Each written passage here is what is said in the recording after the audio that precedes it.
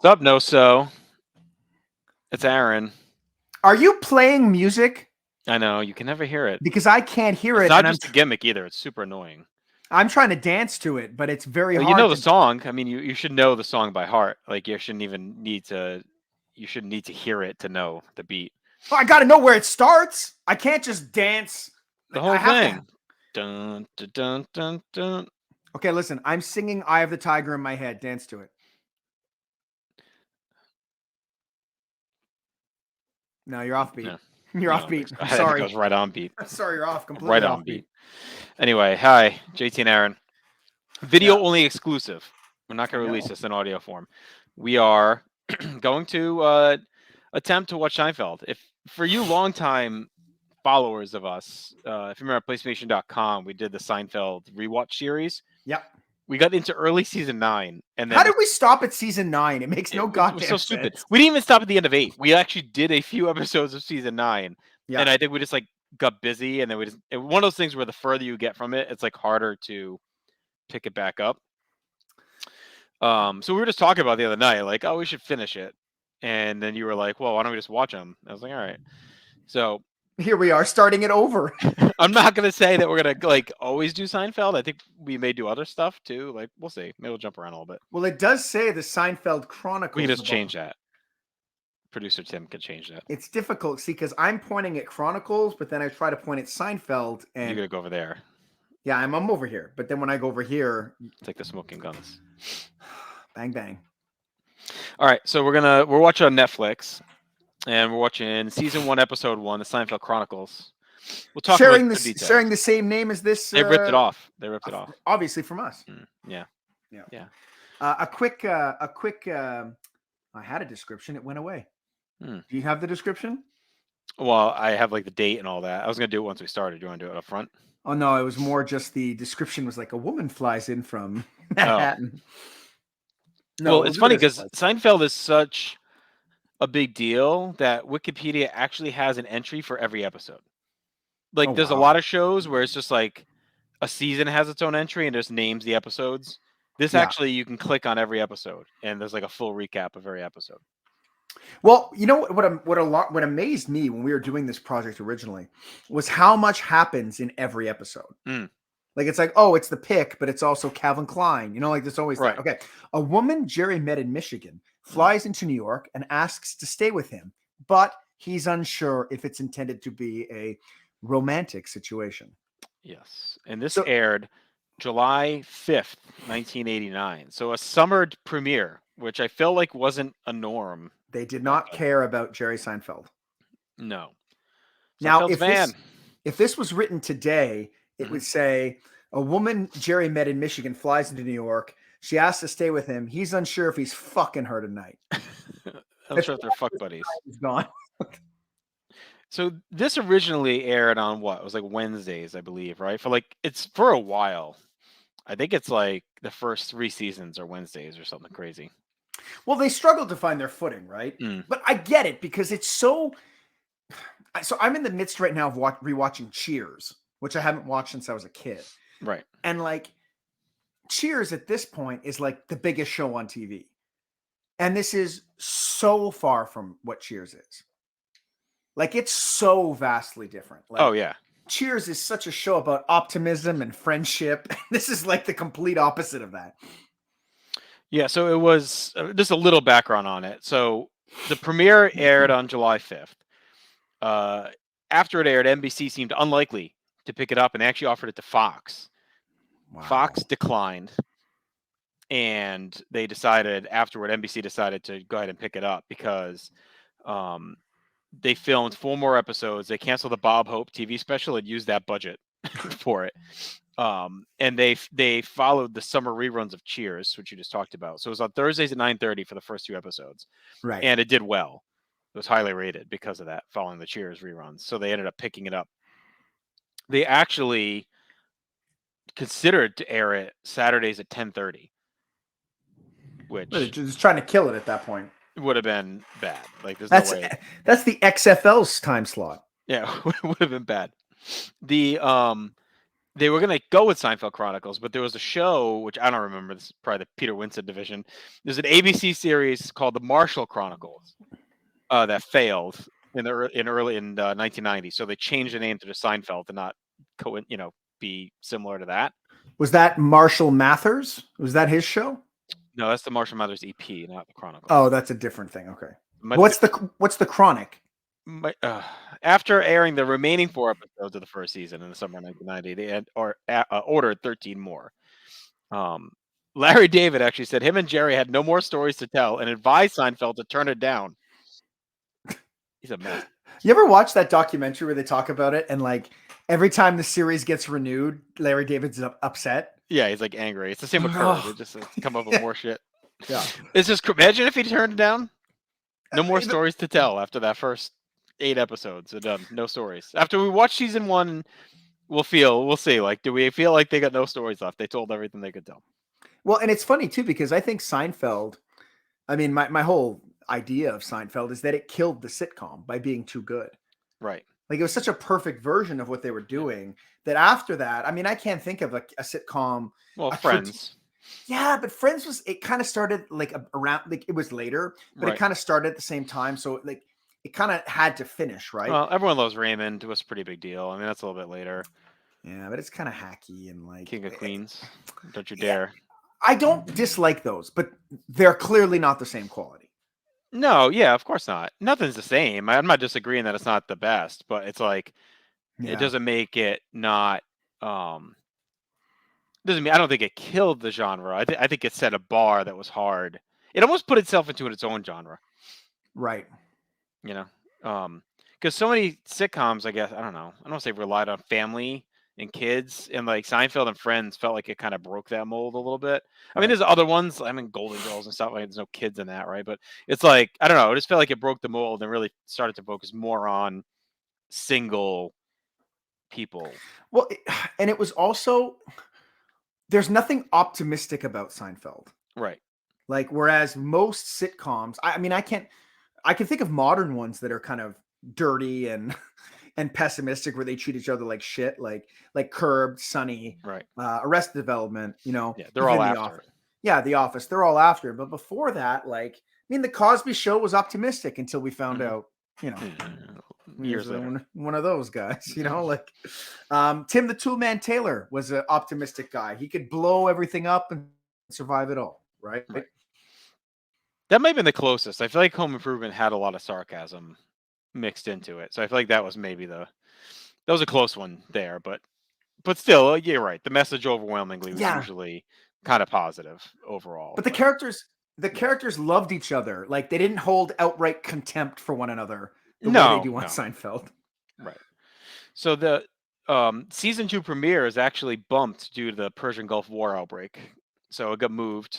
They didn't want to mess with Sergeant Slaughter, and it ended up moving into Wednesdays at 9:30. It flipped with Night Court to 9 p.m. The original Night Court, not the reboot. And then season 4, I think, is when they moved to Thursday at 9, which is their spot. I think it ends up taking Cheers' time spot when that ends. Was the Cosby Show NBC also? It was, yes. Right? Yep. Man, what a monster lineup! Oh, I know. Like Cosby, Seinfeld, and Cheers, on the same night. Mm-hmm. Well, no, Seinfeld was Wednesdays until Cheers. Oh, okay, until it ended. Okay. Yeah. But still, I mean, they're Wednesdays and Thursdays are big. Night Court was a big deal too. Like Night Court was huge. Yeah. Yeah, I mean, if you look at that lineup, I don't know. I can look quick, but I mean, Thursdays were the night. I mean, that was like let's look at 1991 real quick. Right. Well, The Miz is still trying to sell off that name as must see. It's the must see Thursday. All right, so here's so Thursdays on NBC. This is 1991-92. You had Cosby Show, Different World, Cheers, and Wings, and then LA Law. I mean, that's a pretty strong run right there. Like Wings was great too. Cosby and Cheers is just a massive. And Different World was super hot too. Like that was a very popular show. Yeah. It actually beat Cosby Show, it looks like, overall for the season. Oh wow. But when and on Thursdays as well, up against that on Fox, which was like only like a couple years old at that point, had Simpsons, Parker Lewis Can't Lose, which was a pretty popular show, and then 90210. So like that's a big block as well. And ABC had Who's the Boss. Actually, sorry, that's a summer. I think their big night was Wednesdays. Yeah, they had Wonder Years, Doogie Howser, Who's the Boss, Home Improvement. Yeah, I mean that's just massive. But like, let me see if I can go ahead of just 1 year really quick here to 92, 93. Let's go like 94 when like now it's Cheers is gone. Taken over. All right, so 92, 93 is Cheers, Wings. They'd actually do a Cheers rerun. It was Cheers rerun, Wings, Cheers, Seinfeld. That's their last year of Cheers. They're running reruns in prime time? I think Cheers was that hot for the last season. That was the winter and spring. They did Cheers reruns. They did Different World at first, and then they went to that. And then the next year was a big shakeup. So it was Mad About You, which was another big one. Oh, yeah. So 93, 94 was Mad About You, Wings, Seinfeld, Frasier. So Mad About You and Frasier started the same year, it looks like, unless they were on different nights before, which they might have been. But I think the next year they get Friends, right? Yep. 94, 95. It goes Mad About You, Friends, Seinfeld. Madman of the People. I don't know how that is. Hope and Gloria. And I guess they moved Frasier to another night. Frasier moved, yeah. And then because in 95, 96 is Friends, Single Guy, Seinfeld, Caroline in the City. Oh, Caroline in the City. I hope that that Seinfeld and Friends and all that, I hope they absolutely destroyed Suddenly Susan. Well, no, Suddenly Susan's on NBC as well. Oh, no. Okay, well, it's an ABC one. Hanging with Mr. Cooper? Can we bust the shit out of that guy? Cooper. Frasier comes back to Thursdays when Seinfeld ends. So the last 2 years of Frasier looks like it's on Thursdays. Right. And then Office shows up in 05, 06. Right. After the British one. I mean, it's, it's up and down. I mean, they still had Friends, Will and Grace. Like, they still had some pretty big stuff on there. But Dharma and Greg, is that ABC? That's ABC, right? It definitely bounces back like later because you got My Name is Earl, Office, 30 Rock, Scrubs. I mean, that's like a pretty good lineup as well. So, but weren't we told not to like Scrubs or not want Scrubs? Well, there was a feeling by some that yes, there should be no Scrubs. Yeah, well, I don't want no Scrubs. Okay. All right, why don't we start this show? I guess. All right, so we're on Netflix, Seinfeld Chronicles, season 1, episode 1. I'm going to count us in. 3, 2, 1, play. I look forward to being 3 seconds ahead as usual. It already feels different just because of Jerry's jacket. Yeah, I know. And the pants. I feel like that's an outfit he would never wear later. Like black, not at all. Baggier pants and like, I don't know what that material is in that coat. So when I try to show my kids Seinfeld, okay, which I've tried, they do not connect with the stand-up bit at all. I'm surprised they connect with any of it. You don't think it's like a little too above their head? Well, when they get to the show, they like it because they got George is funny and Kramer's funny. Yeah. Right? For them. And Elaine can be funny too.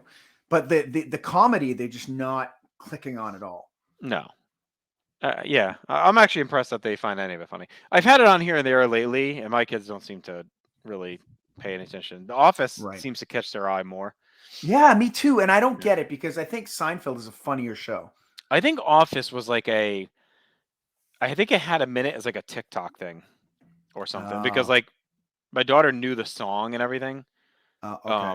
So I don't know if that was like more relatable, if it's like more memes and stuff because Seinfeld's like pre-meme. Not that there aren't memes and stuff of it, but there's a whole wrestling one. Right. It's a great so right away, totally different coffee shop. Yeah, we're in Pete's. Yeah. Pete's Luncheonette. And it's clear this waitress, so there's no Elaine in this episode. We've talked about this, right? So it's clear that this waitress was meant to probably be like the female antagonist because she's right out of the gate, like sparring with George a little bit and stuff. Yeah. She's got that dumb bird pin on her chest. Yes. What do you think of Jerry's outfit? He's got the t-shirt under like the long sleeve shirt. I'm unsure what he's going for. Like, it looks like a child. Like, well, it feels like a softball look.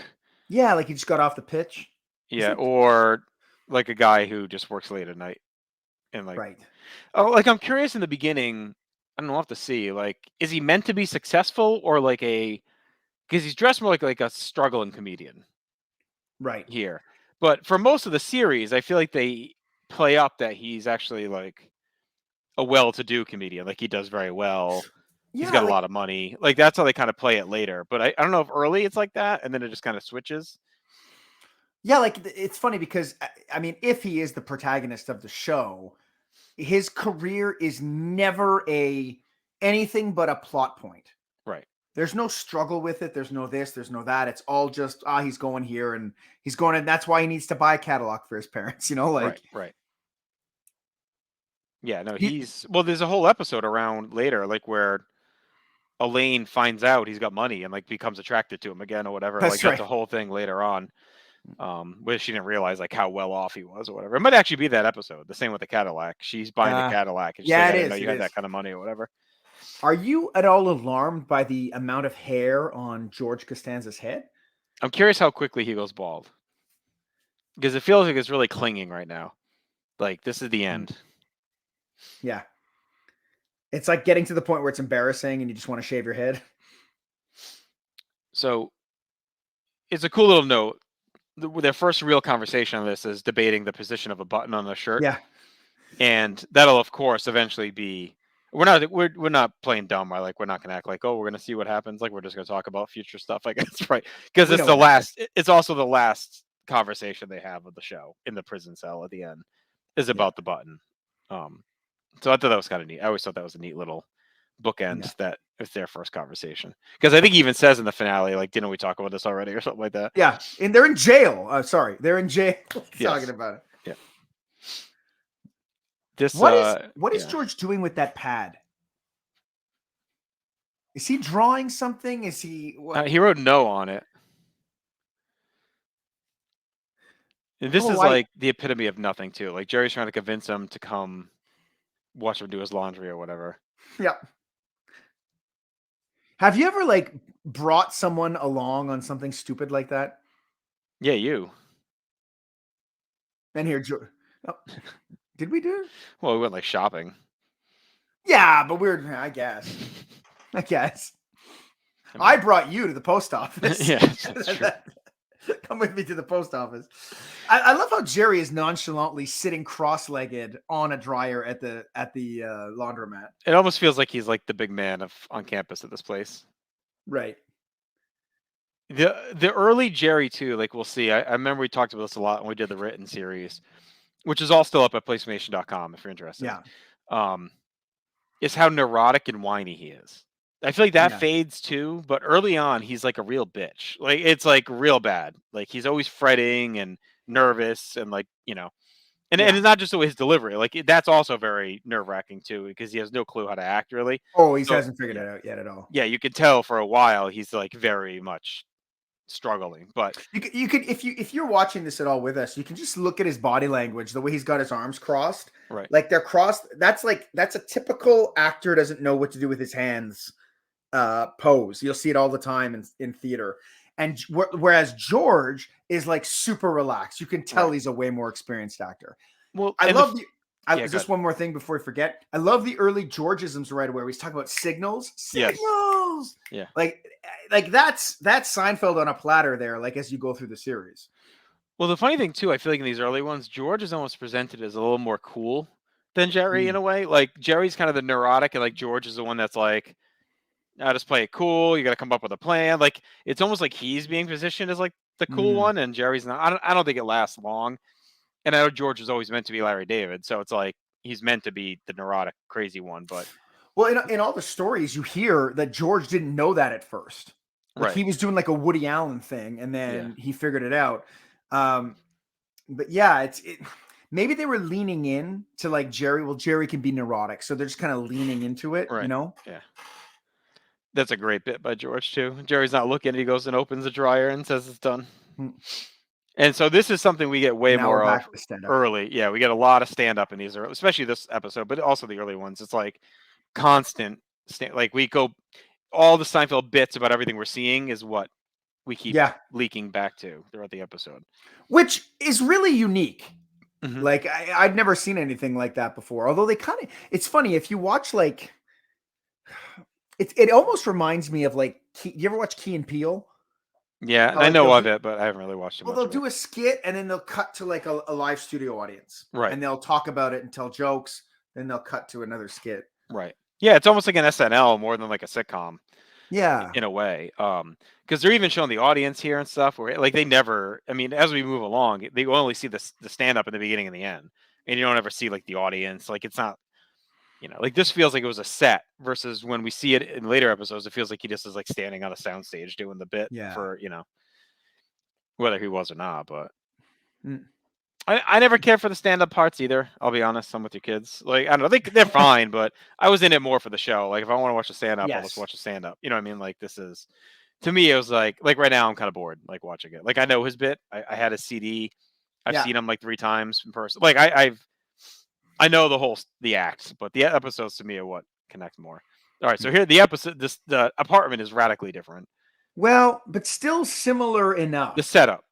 Yeah. Oh, the aesthetic inside is different. What do you think of his outfit here? Oh, well, it's Mets colors. Red pants, blue shirt. But he would never untuck the shirt in later years. Right there, he untucked it when he sat down. Like he's almost, he's more like a little slovenly early. Like he becomes a Danny Tanner neat freak as it goes on. Right. They almost make his neurosis different. Like early on, it's like a nervous, how I interact with people. But later it becomes like he's more OCD, Yeah. And here's dark ass Kessler. Yes, Kessler. He is Kessler all through this premiere. It wasn't just something where they say it's like, Oh, yes. Okay. So he had taped the baseball game, and Kessler came in and ruined it. Yeah. It's funny. It's like 1 a.m. He's going to sit and watch a 3-hour baseball game at 1 a.m. and not be spoiled. I don't know. Must be a big game. And he wants meat. Kessler just presented 2 pieces of bread and said, "Got any meat?" Early Kessler is very much the dude from Problem Child. Oh, God. Yeah. Although when was Problem Child? Was it before or after this? It was before, I think. Or very close. Or he's very, like his character in UHF as well is very similar. So he is on an episode of Cheers. An early episode of Cheers. He comes in and tries to take the bar away from Sam Malone. The Problem Child is actually 1990. Oh, really? So he might have been filming it. He was probably filming it around now, but it's his UHF character as well is very similar. It's almost like he's playing just a weirdo. Like Kramer's a weirdo, but he's not. Like Kramer's kind of he's a lovable shit together. He's a lovable weirdo. Well, and he's gonna shit together. Like he's been. This guy's like a recluse versus like a Kramer later is like a man about town. He's just like an oddball. Whereas this Kramer, I think, was meant to almost be like a shut-in. Like he never. Don't they even say at one point like he never leaves his apartment or something? Like you haven't left your apartment in 20 years. I think he says something like that in this episode. Like you haven't even left your apartment in 30 years or something like that. He says ridiculous. He's so strange that like if he reached over and slit Jerry's throat, it feels like it'd be on brand. Like, okay, well, that's what this show is. Yeah, so now this girl's not even coming because he said I thought I wasn't supposed to be here this weekend or whatever. I love that he's got a football as a book holder behind. That's what I mean. It almost feels like he's much more strong. But if he was struggling, you probably wouldn't be in this nice apartment. So I don't know. Maybe it's not, but it feels like it's more like a bachelor. Yeah, I don't know. It feels like he's being presented more like a bachelor than like a guy who's like got it together. I feel like that's one of those sitcom things. Like you ever seen when they're like, if the friends on Friends actually wanted those apartments, they would need these millions jobs of dollars or whatever. Yeah. But like even his apartment, he's got a Mets poster up. Like, is he just portraying a man-child at this point? Yeah, I think so. It's just more sports guy. It's a bachelor. I mean, he's like got like a bachelor pad. He's got the dartboard. It's like very much. He's also got. It feels like more like a Florida vibe in there. Like this looks like a condo in Florida to me. The Boca Vista, the Boca. Yeah, it does look like the the color of the cabinets, those like wicker chairs he has, like the white accent. This feels more like you see this like in Miami, like it's like they pulled a set off like a Golden Girls episode or something and like threw it in here. The other interesting thing too is it's almost like a loft more than an apartment because it's got the like Friends has like that window coming down in the back. Yeah. Okay, so the girl is coming to stay at his house, and now Jerry and George are moving in what looks to be a second bed. Mm-hmm. And this, I believe, when we had the written pieces, we had a point of contention about how this was his big mistake. Yeah. Oh yeah. Yeah. He should never brought the second bed. Just don't. Why give her the choice? No, don't give her the choice. Right. Just say, I only have the bed. He's saying I don't want to be presumptuous, but just sleep. If it comes down to it, she doesn't want to, just stay on the couch. Yeah. Don't give the option. And I'm not advocating taking her by force. That's not what I'm advocating. No. I'm not saying don't give her the option, take her by force. No, just sleep on the couch. That's clear, right? That I'm not saying that? Yes, it's clear. That couch, it looks comfortable. I see. That's the kind of couch that's not comfortable because your skin will stick to it in the night. That's true. But I think it's soft. Here we go. George of the signals. George is also very skinny in these early ones too, which is I don't like it. Throws you off. And I don't like the hat. Yeah, the hat. I hate the hat. And here comes Kramer. He's babysitting this dog, right? He doesn't actually have a dog. No, I think it is his dog. Is it? Yeah, it's not Farfel from the later. That's right. That's what I'm thinking of. So Kessler with a dog. It's very odd to think. Yeah. But you can already get here. You go. Why give her the option? Yeah. You can already get the vibe though. What it's going to be like. All right, like just debating this minutia between friends and having these random observation conversations. Like, that's all this has been. Is these two guys trying to navigate. This is like a scenario you would go through, like you and your buddies. Oh, this girl's coming in. What am I going to do? And they're debating like how to go about it. Now, is this questionable behavior for modern times? No, I don't know. I think there are episodes that are, but I don't think this one's like that far off. Because they're being respectful about it. He's like, I'm going to have an extra bed. And they're like, well, don't give her the option. But again, they're not saying like, make it happen. I mean, sleep on the couch. You know what I mean? Sorry, I forgot George is in real estate too. Early on. That stays there. Doesn't he stay in it for a little bit or no? I think so. He's dressed like a guy who sells real estate on the week. Like this is what they dress on the weekends. Like that golf shirt, the stupid hat. I think this is very like 80s New York, that look right there. This freaking dog. Do they name the dog? Okay, so now we're back. It's interesting because we're back with the stand-up again, but it's part of the story of the show. Right. Because like he's dressed how he was just dressed, and they also just talked about how he had to be on stage in 20 minutes. Yeah. Because I think the original concept or the way it was sold, if I'm not mistaken, was very much about how a comedian comes up with his material. Right. Yeah. Right. So it's his day-to-day then plays into him being on stage. And it's interesting because the whole show is just them finding ways to fit his material into bits. Right. It's actually the opposite of what they're doing. Did you ever see his movie, Comedian, the documentary? Yes, with the other younger guy. I thought that was pretty good. Yeah, I remember liking it. I think it's along the lines of maybe what the original intent was, and that's why they made it. Did you like it more than the other documentary about the bees? I thought the bees was a little more realistic. I don't believe that the crowd at this are laughing so hard that their bodies are convulsing the way we see them on this. I think it's a little forced. Yeah, they're all doing. So this is to me the difference. It feels like the earlier routine we saw was filmed as part of his actual stand-up, whereas this one feels like it's more for the show. They did this for the episode. It's interesting, like even the way they put the lights, like you would never set up. I mean, those lights are pointed at the audience, which you would almost never do. Yeah, it's very clear. Okay, so now we're actually getting a location slot. We're going to the airport. This is where he's going to pick her up. And that's the last time we'll be in the airport with these characters. We go there. No. Go there a few times. This is actually a good conversation we're having too, where it's very much like, why can't you just ask a woman what they're thinking? Yeah. Why do I get a hint? Why do I get to piece together clues? Why do I get to figure things out? Do you think George went to the show, or did he just meet up after? I think he probably gave an excuse why he couldn't be there. And then he met him afterwards. He's like, I was driving around, I couldn't find parking. Yeah, so this is more of the observation stuff, right? About how to hug and stuff. Is the guy who just came in a pilot or I don't know, some sort of military commandant? And I'm sorry, right here is like the first sign to me that 80s women just were not on the level of later decades. Oh, well, you also haven't been watching Cheers. Yeah. It's like this looks like it would be like more like a mom's friend. Yeah. Well, they join hands and don't hug. They kind of shake. Right, yeah. And poor George can't decipher the signal. He's very much like, what's going on? It's like, I don't know. I think it's the outfit combined with the hair. The surprise blindfold greeting. Not the manual.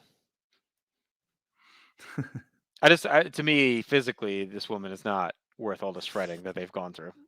Yeah, but hold on though. You say that, but it's a woman coming to sleep at your house. Like, it's now that I see her, I think I would have put the mattress out. I take back what I said earlier. What's her name? Do you know this actress's name? No.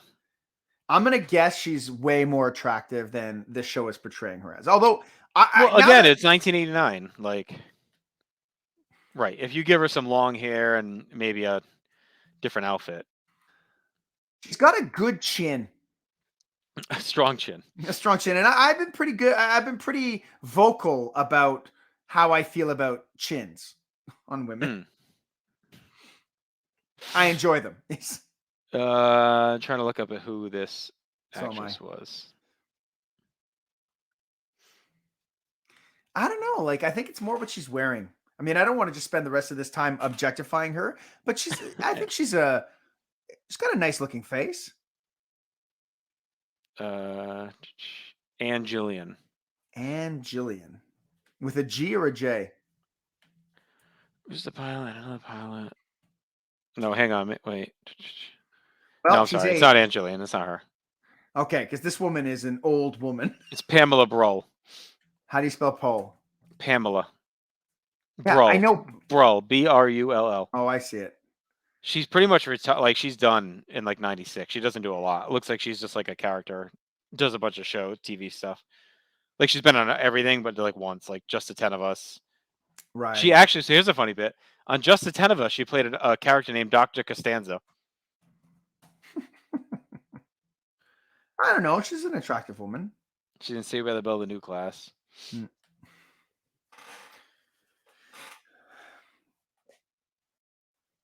Yeah, she's all right. I like her hair more than Jerry's hair. I'll tell you that much. I mean, we know, like, Jerry's lineup of girlfriends in the years to come. She's low on the list. Right. Well, I mean, is it fair to say that as the show goes on, he becomes a more successful comedian? Yeah, it's true. And I'm not saying that these women are gold diggers, but they're not exactly messing. You know what? I'm not going to finish that thought. Yeah. And she seems fine. I mean, yeah.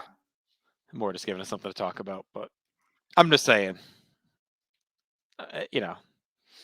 So now we found out she's engaged. Jerry's kind of giving great. Yeah, good for you. And like, what a horrible position to be in for Jerry at this point.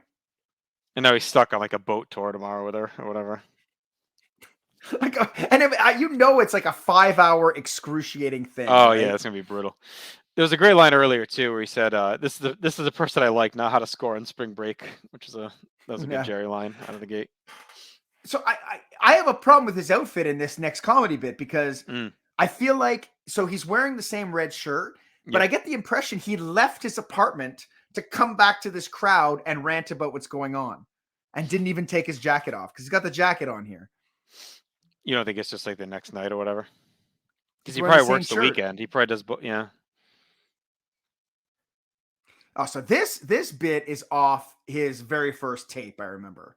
Right. Talking about women going to the moon. Yeah. You ever honked your horn at a girl in hopes that she would? I don't think I ever did.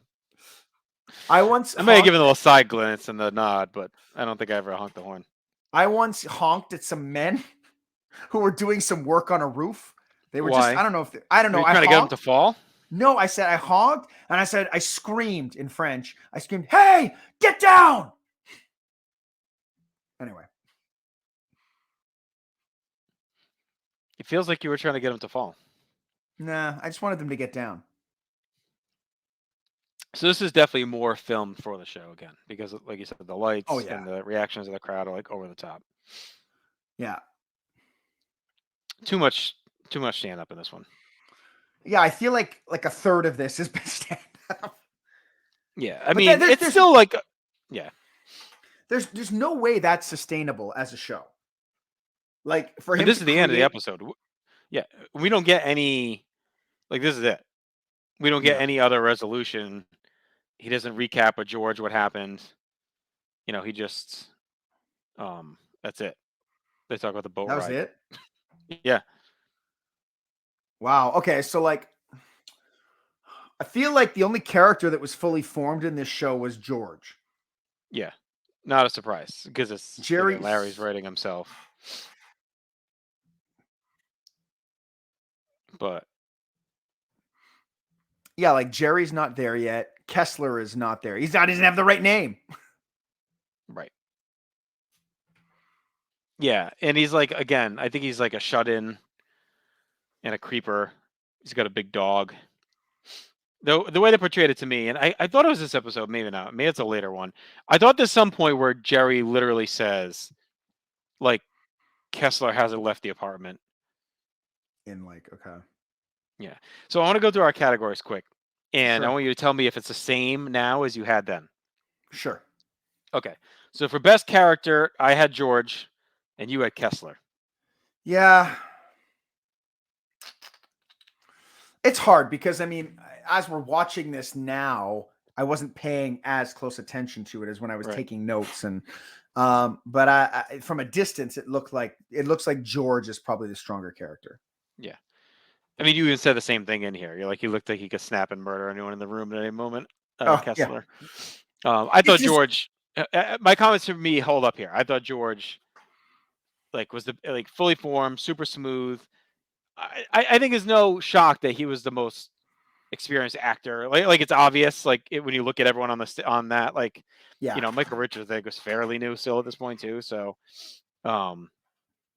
he just felt light years ahead of everyone else. Like he was clear. He was moving his hands. Like everything was much more on point. Whereas Jerry still seemed scared. They didn't know what he was going to be. And Kessler just, again, seemed like he was just playing the same wacky character from UHF.